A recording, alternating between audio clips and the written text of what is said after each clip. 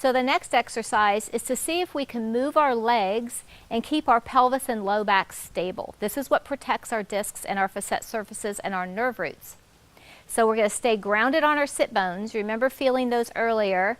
You can lift up on the chair if you want to get more input into your skeletal system. We're going to stabilize on this side and lift this knee. Then we're going to stabilize on this side and lift this knee.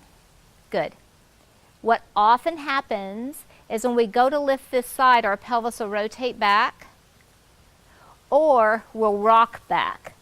This needs to stay still. You need to stay on the same point on your sit bone the entire time you lift your knee.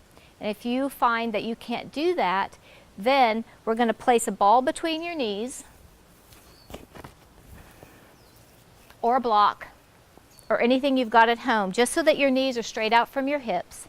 Feel those sit bones again. Then you're going to lift your heels, push down into the ground with the balls of your feet, but with the lightest pressure possible so that you're still using your hip muscles to lift your knees. If I just use my ankles, I feel nothing happening here. I want to only use my ankles the least amount necessary to assist me in keeping stable, but I still want to use my hip flexors right here to lift my knees. If you find that it's helpful to use your ankles to lift your knees, make sure that you only use the least amount of pressure into the ground to assist you in coming up so that you still use your hip flexors. Make sure that you stay very, very, very stable on your sit bones. When we are at this level, we need more repetitions. So here you would want to do 3 sets of 30.